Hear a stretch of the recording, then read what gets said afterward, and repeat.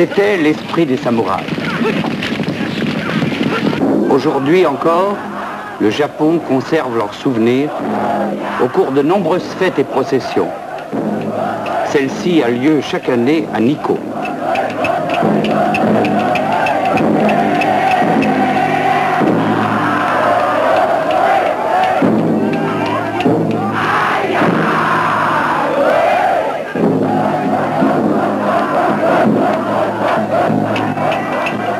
Pour un touriste, ces cris peuvent paraître barbares ou inutiles. Cependant, derrière les apparences, les samouraïs, disparus du Japon voici moins d'un siècle et demi, ont su transmettre leur science du combat et leur enseignement. Aujourd'hui, on pourrait croire que leur image n'apparaît plus que dans les épopées filmées. Pourtant, cachées dans les campagnes reculées, de vieilles écoles, très secrètes, subsistent et conservent génération après génération les techniques et l'esprit des vrais arts de combat.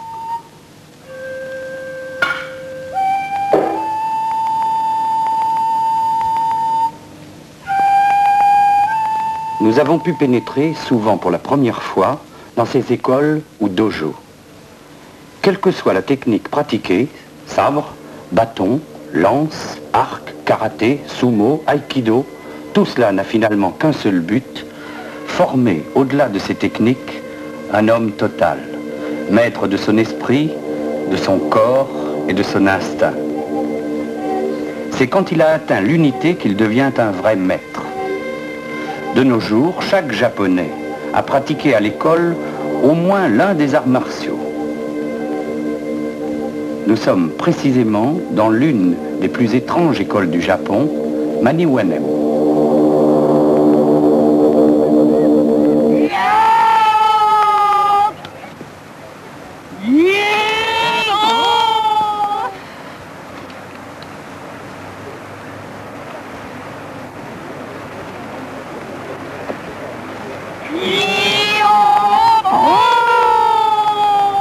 Cette école se caractérise par son cri ou kiai, qui a pour but d'atteindre l'adversaire au centre de son être.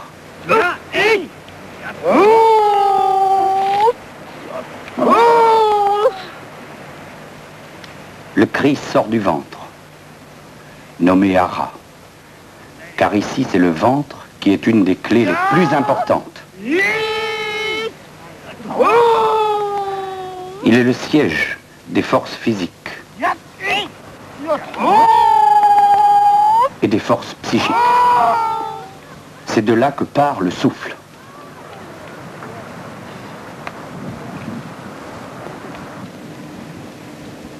Dans l'art du sabre, l'attaque se fait avec le ventre. C'est la force physique et psychique du hara qui est projetée en avant.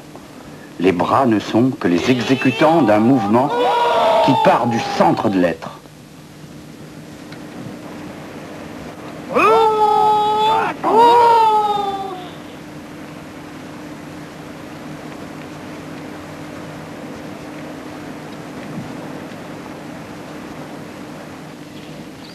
Autre apprentissage, le yai. C'est l'art de faire littéralement bondir le sabre hors du fourreau. Art noble par excellence que pratiquent tous les grands maîtres d'arts martiaux.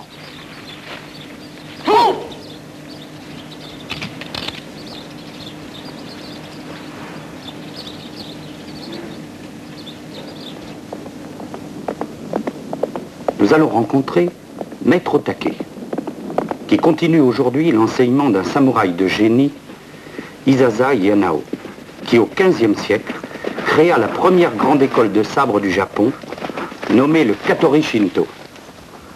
C'est la seule école qui soit classée bien culturel japonais.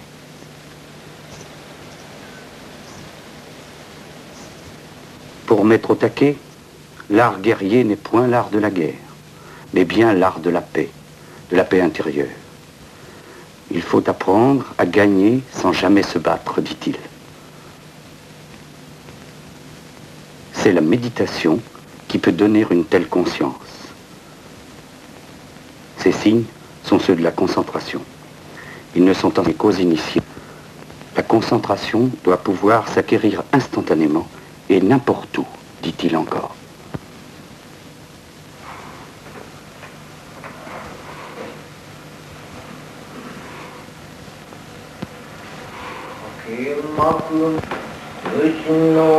Maître Otake conserve non moins scrupuleusement la tradition religieuse de son école.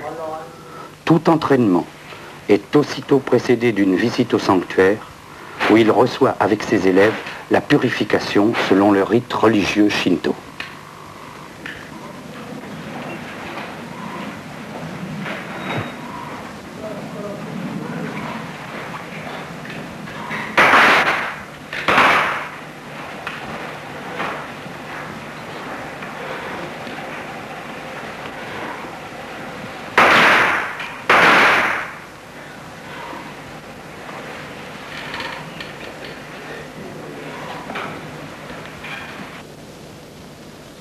Bien que différent selon chaque école, l'art de tirer le sabre doit toujours être un acte instantané. Le célèbre sabre japonais, le katana, était l'âme même du samouraï, ce qu'il possédait de plus sacré. À 15 ans, le samouraï recevait son sabre. À sa mort, l'arme devenait objet de vénération dans la famille, arme extraordinaire, et l'artisan qui la fabriquait considérait son art comme une sorte de sacerdoce. Ce n'est qu'après prière et purification qu'il entreprenait son travail.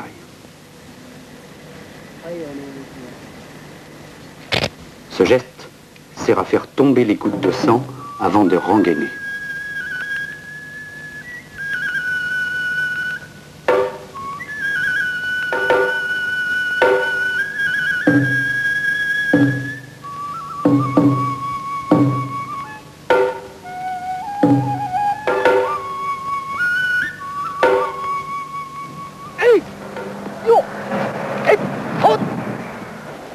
Peut-être pourrait-on comprendre la véritable dimension des arts martiaux du Japon si l'on pouvait expliquer pourquoi les plus grands maîtres mouraient tranquillement dans leur lit après avoir livré d'innombrables combats.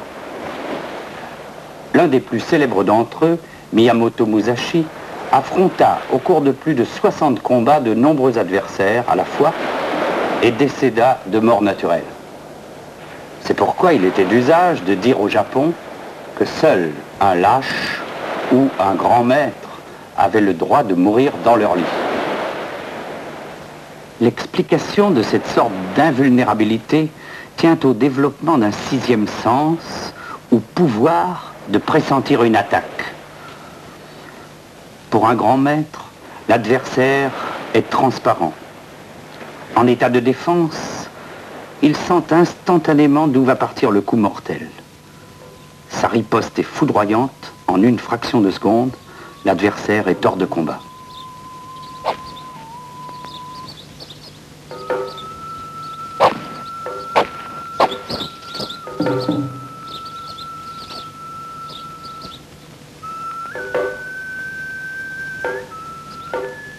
Une minorité parmi ceux qui pratiquent les arts martiaux parvient à l'éveil de telles facultés. À partir de là, les pouvoirs sont parfois si étendus et diversifiés que les maîtres refusent d'en parler. Toutefois, l'accent n'est jamais mis sur l'acquisition de tels pouvoirs, et aujourd'hui comme hier, seule une vie pure et intègre permet de conquérir une véritable efficacité dans les arts martiaux.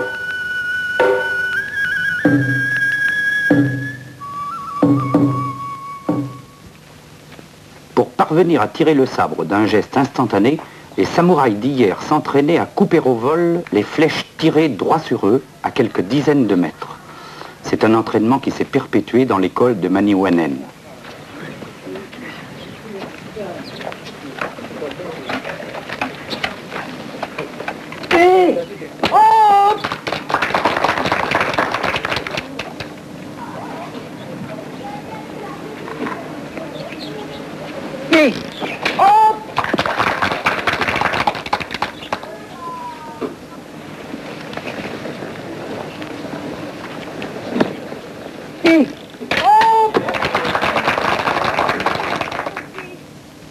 Autrefois encore, pour acquérir l'efficacité des coups portés, on découpait le corps et les membres des cadavres de condamnés.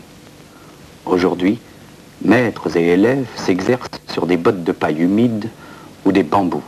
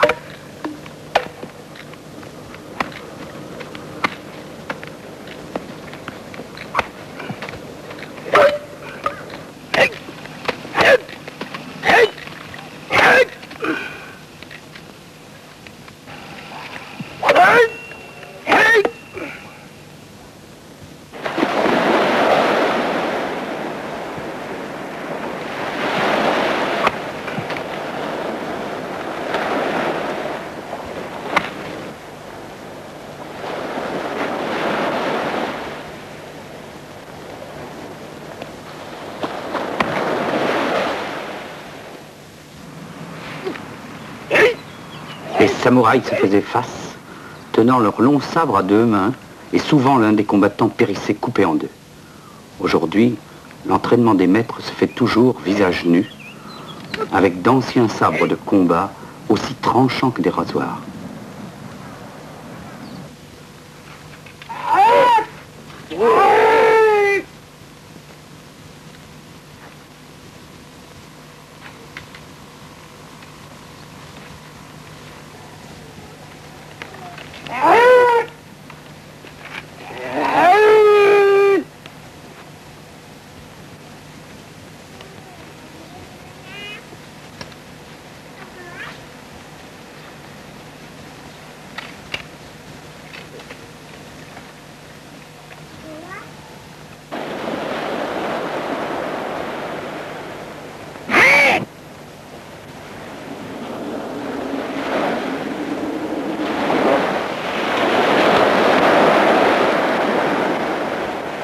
Quel que soit le coup porté, même si la pointe du sabre menace la gorge ou l'œil, l'adversaire doit rester totalement impassible. Cela se nomme zanshin.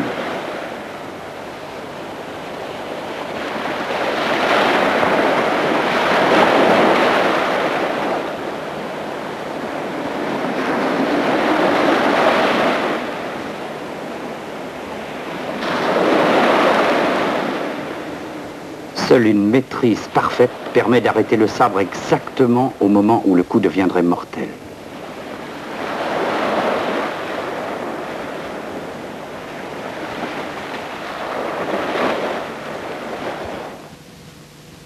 Autre arme, analogue au célèbre sabre, l'épée de bois ou bokken. Elle est devenue au cours des siècles de plus en plus populaire dans les assauts. Il s'agit en fait d'une arme extrêmement redoutable si elle est maniée correctement. C'est avec une épée de bois que Miyamoto Musashi remporta une victoire contre Sasaki, un autre grand maître jusque-là invulnérable.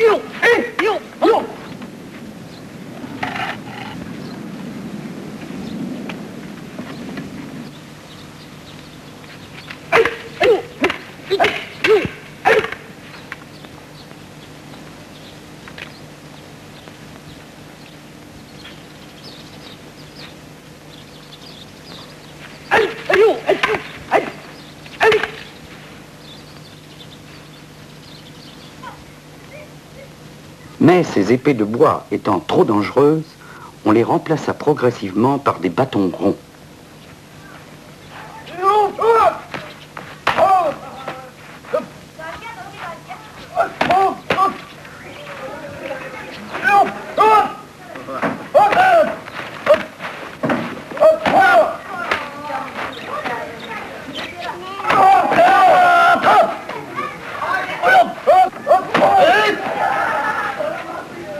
Ces bâtons ronds sont ceux de l'école d'Arakiryu, première forme d'un art qui va bientôt devenir extrêmement populaire, le fameux kendo.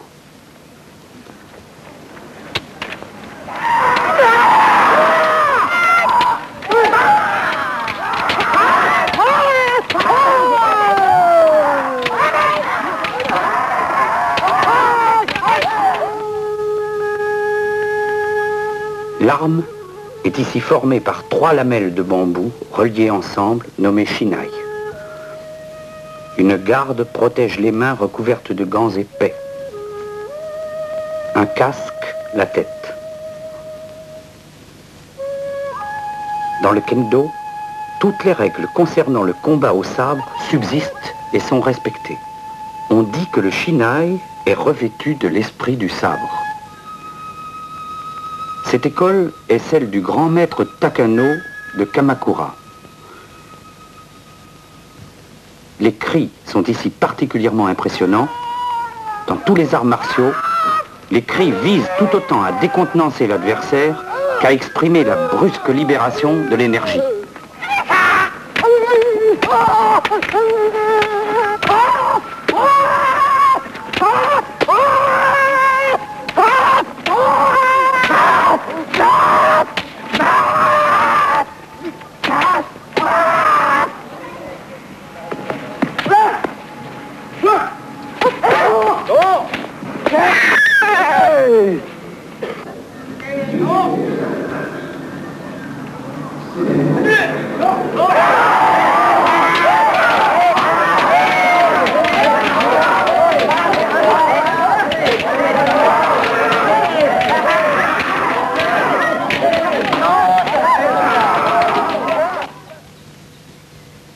Maître Takano, qui s'oppose ici à un autre maître, illustre une forme de combat réservée à ceux qui ont atteint dans le kendo le plus haut degré. On peut notamment percevoir l'une des règles fondamentales de tous les arts martiaux. Elle concerne le regard. Il faut, souligne Maître Takano, à la fois voir et ne pas voir l'adversaire pour pressentir ce qu'il va faire. Il doit être transparent, il faut le regarder comme on voit une montagne au loin.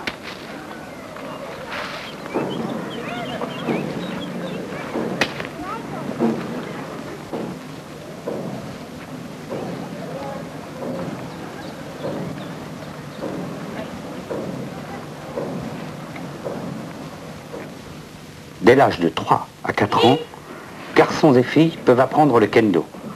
Le plus âgé de ces 80 petits élèves de Maître Takano n'a pas 7 ans.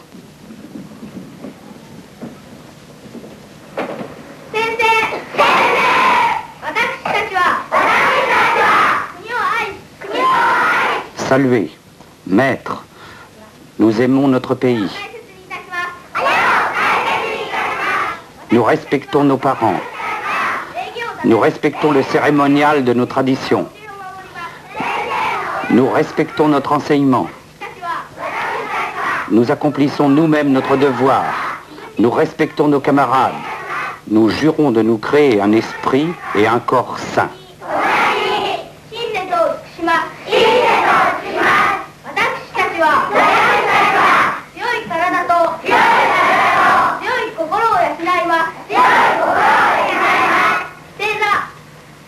C'est ensuite la méditation.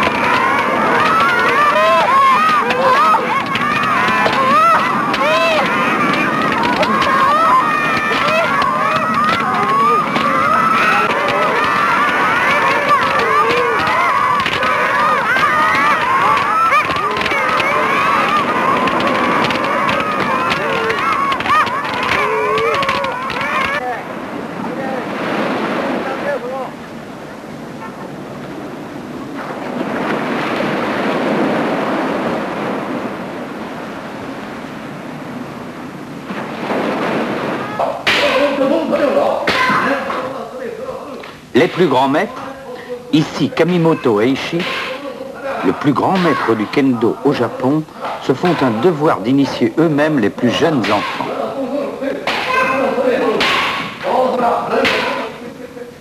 Aujourd'hui, le kendo s'est considérablement répandu au Japon. 3 millions d'enfants et de jeunes gens l'apprennent et le pratiquent.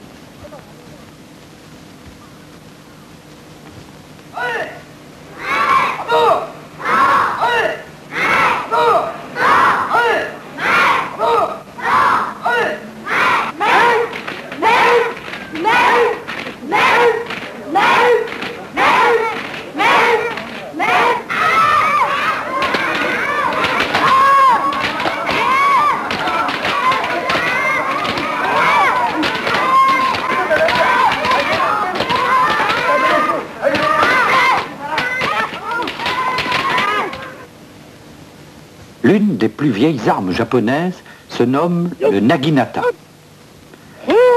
Il fut utilisé contre les cavaliers sur les champs de bataille. C'est une sorte de long bâton terminé autrefois par une lame extrêmement tranchante.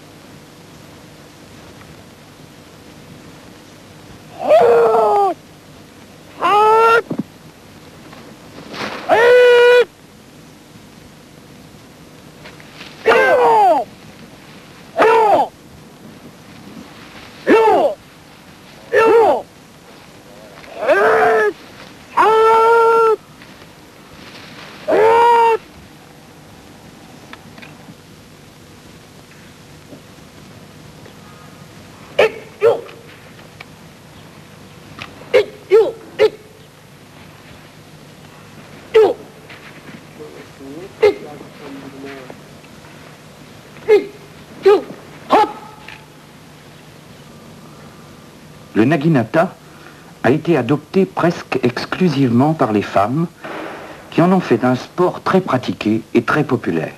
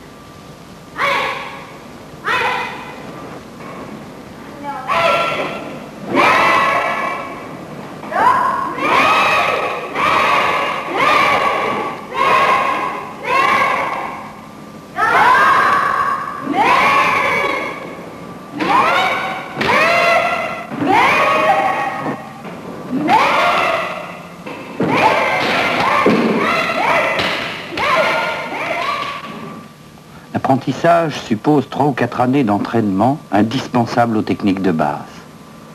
Frapper, parer, pointer, couper, s'esquiver. Plusieurs années de pratique assidue seront encore nécessaires pour parvenir à la maîtrise. Mais le véritable entraînement est avant tout, ici encore, spirituel.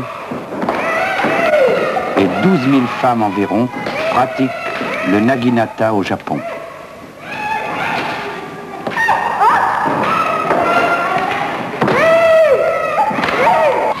Cependant, pour retrouver la grande tradition du naginata, il faut se rendre à l'école de Jikishin Kageryu. Elle est dirigée par Madame Teruke Shimada, qui en manifeste la plus pure tradition.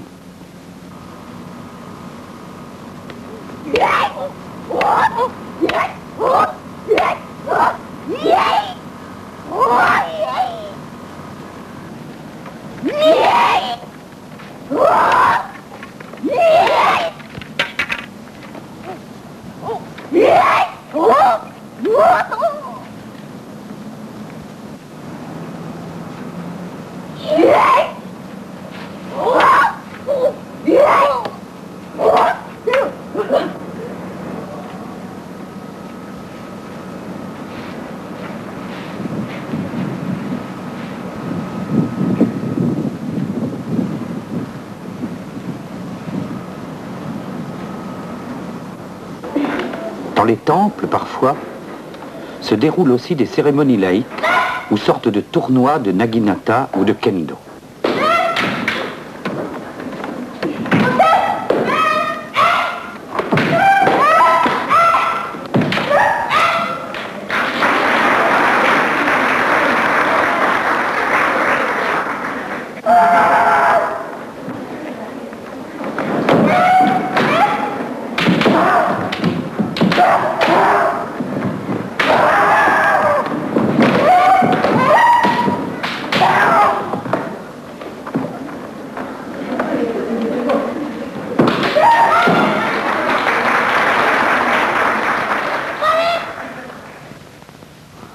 Arme nouvelle et très humble, le bâton long.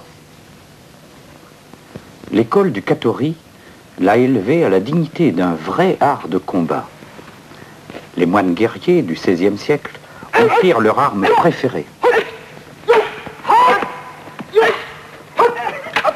Ils disaient que l'humilité du bâton pouvait devenir puissance et vaincre, voire briser le fameux sabre. Ici, 3 mètres montre que la force de concentration peut mettre en échec l'apparente invulnérabilité du sabre.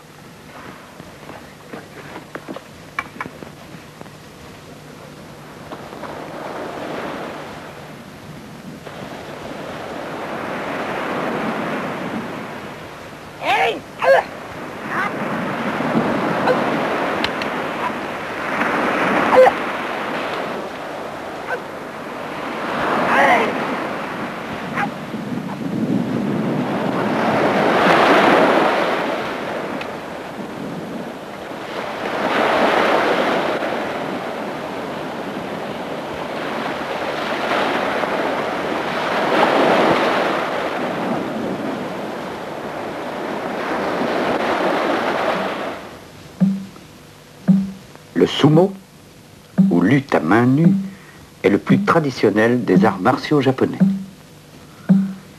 Il n'existe au Japon qu'environ 50 grands sumotori. Certains pèsent plus de 150 kilos et mesurent quelquefois près de 2 mètres. La lutte du sumo est relativement courte, quelques minutes au plus. Elle consiste à projeter l'adversaire hors d'un cercle étroit tracé sur le sol. L'attaque est donc extrêmement rapide et violente.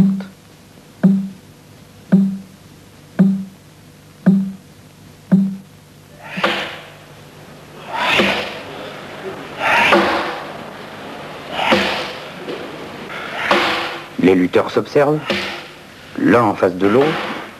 Ils se balancent d'une jambe sur l'autre, se saisissent par la ceinture, et dès que l'un d'eux touchera le sol ou se trouvera hors du cercle, la partie est perdue. C'est un combat désespéré et absolu. Le grand maître mondial de l'aïkido se nomme Kishomaru Ueshiba. C'est dans ce paysage même que son père, Morihei Ueshiba, enseigna et créa un temple et un dojo devenus les sanctuaires de l'aïkido.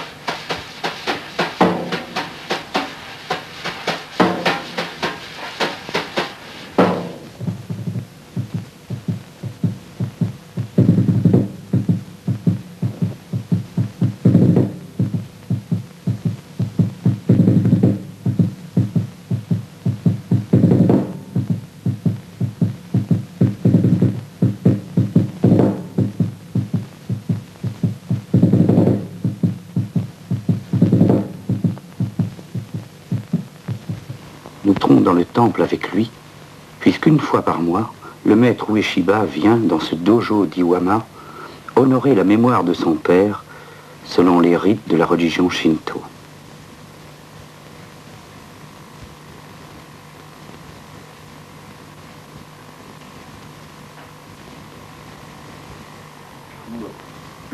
川も原に神つまります元次をやつめ狼の御事持ちてやおよのずの神たちをかむ集えに集えたまいかむはかりにあかりたまいて伊豆の狼水の狼は豊わし原の水ほど国を靖国と平へく広姫さんと天下りたまいかくはまくらりたまいしよものくぬちにあらず神たちをばかむとわしにとわしたまいかむ払いに払いたまいてことといいわねけたちくさんたのきくがにをきたらしてあますすらそうもとがりたちすえかりきれてやはりにとしさきてあますのいとごとのいとごとのねかくならば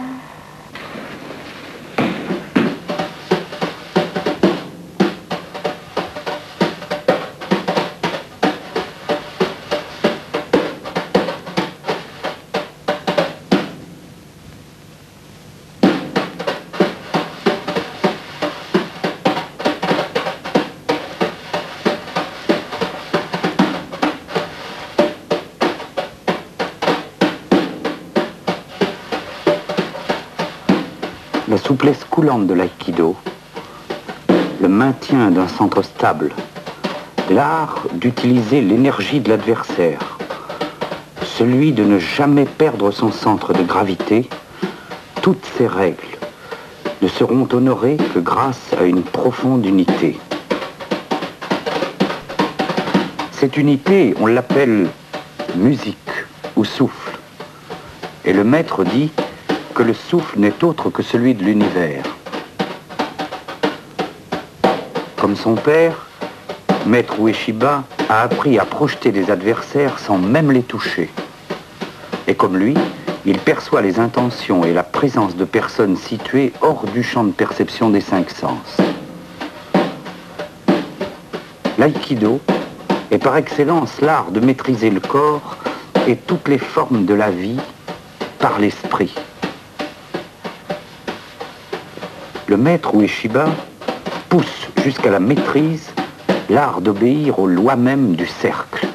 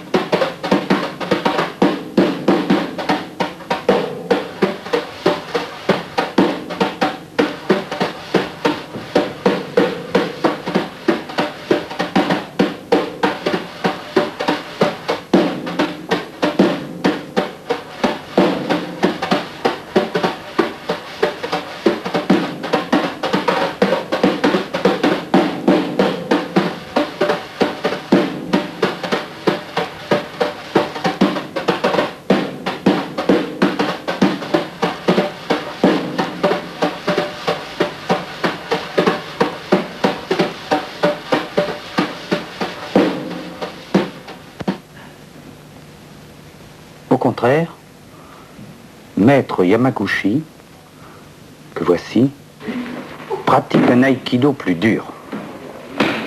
Mais il est aussi maître de kendo.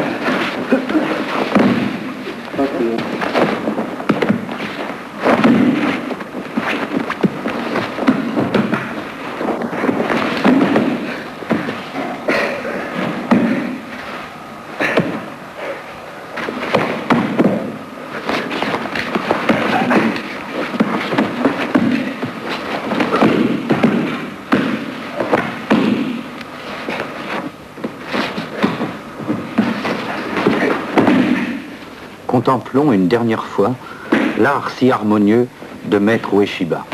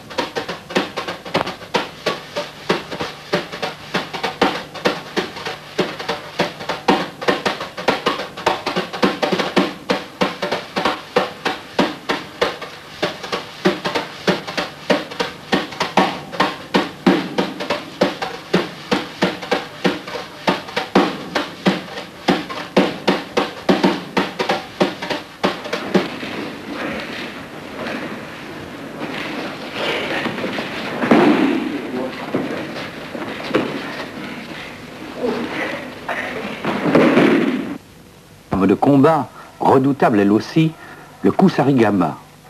C'est une faucille attachée à une chaîne entraînée par une boule de plomb. Longue parfois de 4 mètres, la chaîne pouvait s'enrouler autour du cou, du pied ou même du sabre de l'adversaire. Quant à la faucille, elle servait, on s'en doute, à trancher la tête.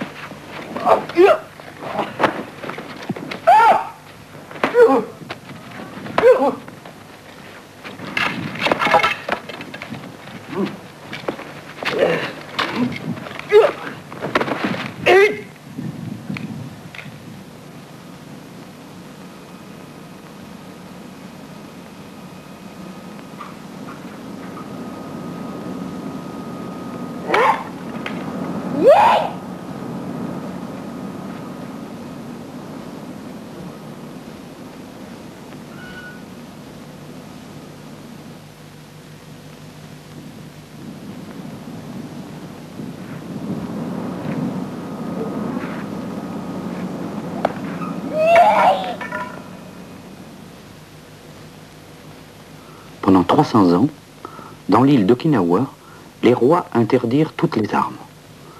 Puis les Japonais occupèrent l'île. Les paysans et les guerriers durent alors développer des arts de défense pouvant passer inaperçus. C'est ainsi que la faucille, ou kama, servant à couper les blés, devint une arme redoutable.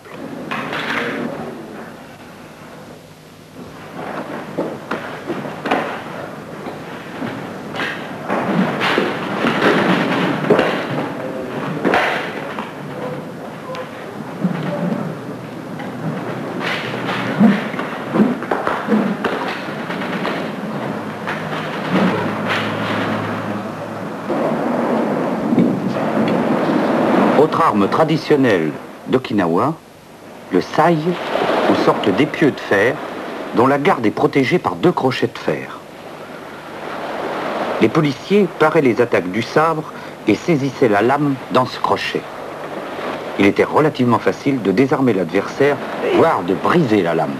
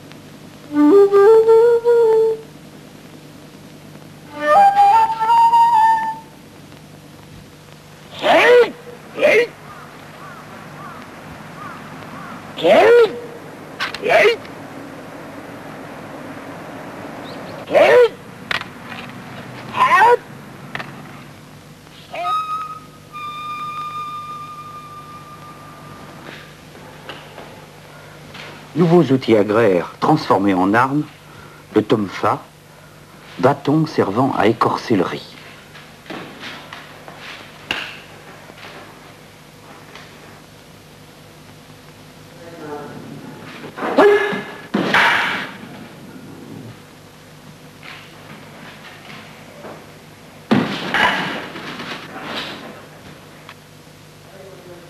Puis, le fléau à céréales, le nunchaku.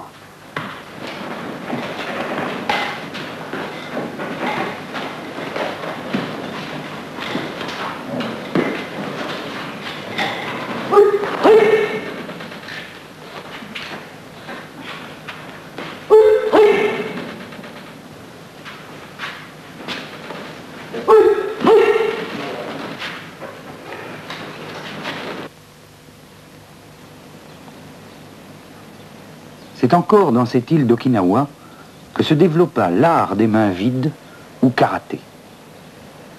L'école de Shorenji Kempo abrite des moines bouddhistes qui pratiquent le karaté comme complément à la méditation.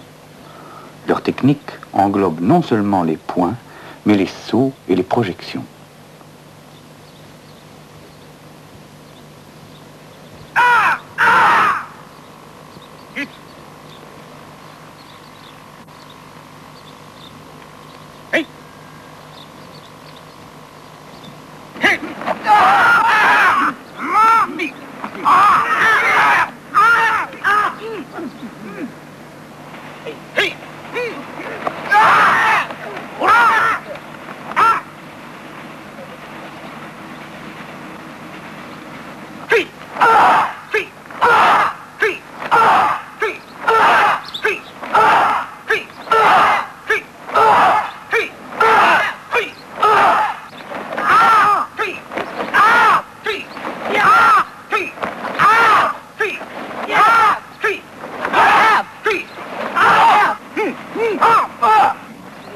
Le maître japonais Funakoshi Jishin, qui introduisit en 1921 le karaté au Japon, disait que l'essence du karaté est d'être non violent.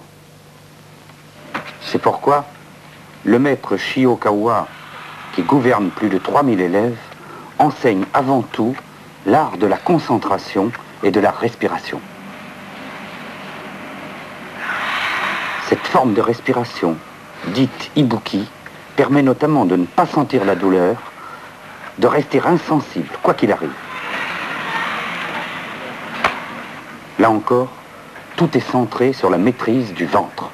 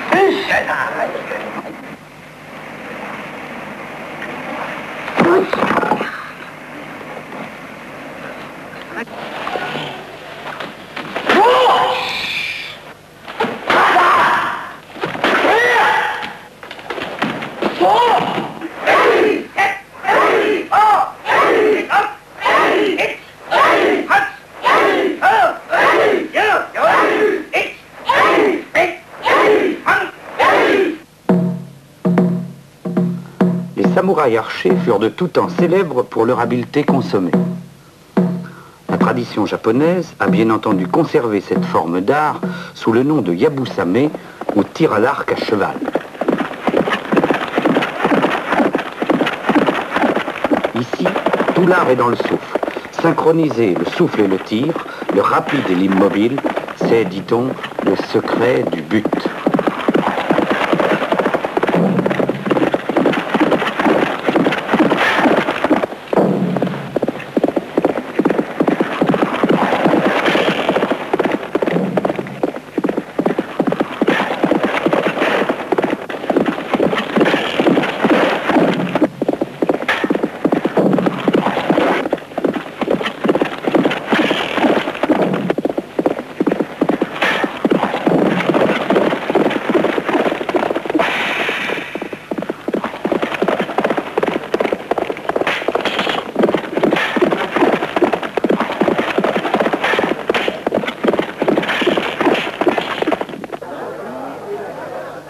À certains moments, les plus grands temples bouddhiques, tels celui du Sanju-san-gendo à Kyoto, ouvrent leurs portes à des tournois réservés aux maîtres et aux jeunes gens. La fête est presque laïque.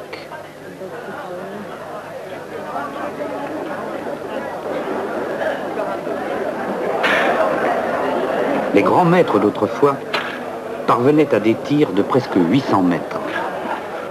Aujourd'hui, un tir de 400 mètres est très exceptionnel et pour les étudiants, la cible est à 90 mètres.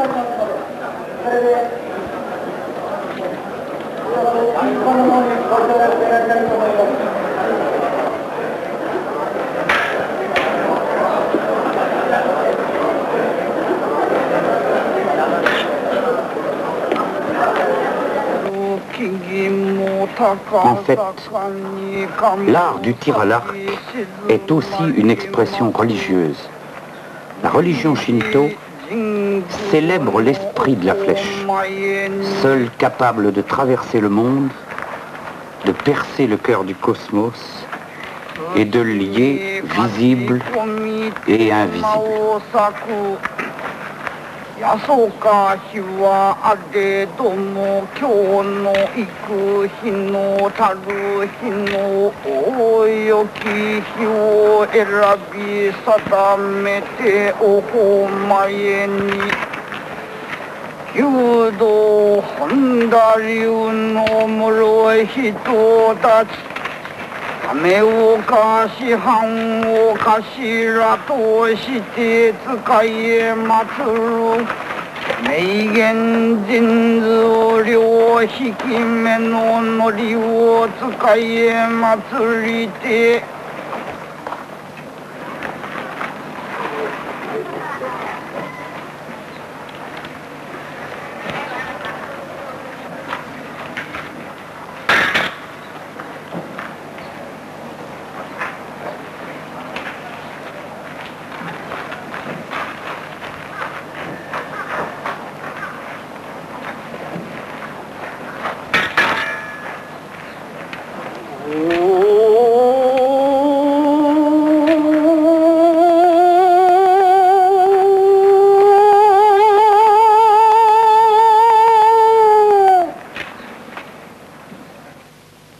Mais c'est à travers le bouddhisme zen que le tir à l'arc s'est élevé à sa plus haute signification.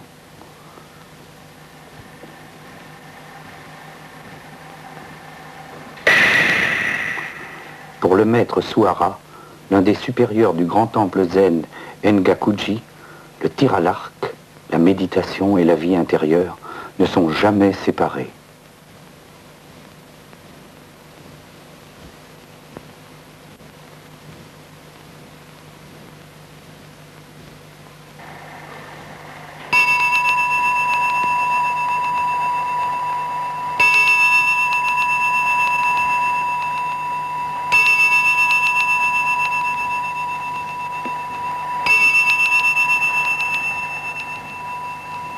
Autrefois, il n'était pas rare qu'à la fin de leur vie, de grands samouraïs deviennent moines zen. Comment expliquer que tel homme capable de couper en deux un adversaire en une fraction de seconde adopte une spiritualité qui est par essence non violente? C'est sans doute parce que les arts martiaux, effaçant la peur, créent au-delà de la violence maîtrisée une conscience plus vaste de la paix intérieure.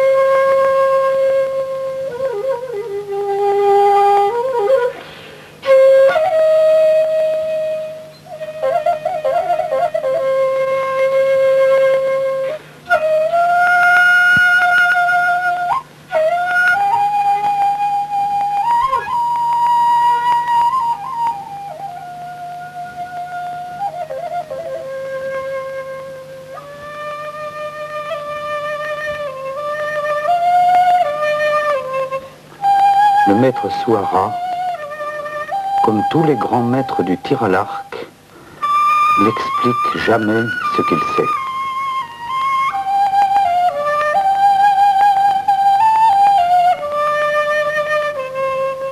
La science du tir,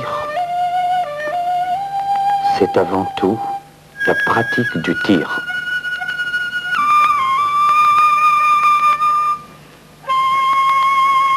Les mouvements sont infiniment lents.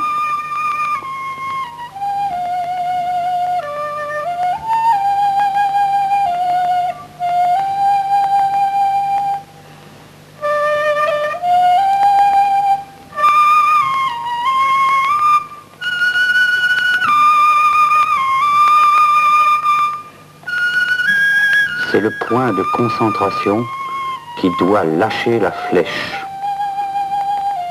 Alors seulement, si la volonté ne joue aucun rôle. Le tir est pur.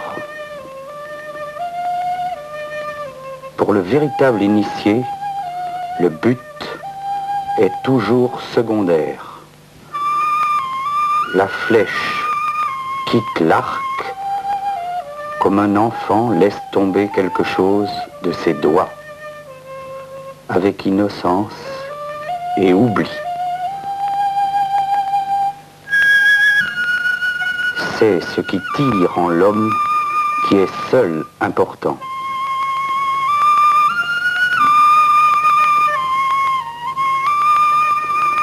On doit toujours viser, dit le maître, plus loin que la cible. On doit viser très loin. C'est toute notre vie, tout notre esprit qui part dans la flèche.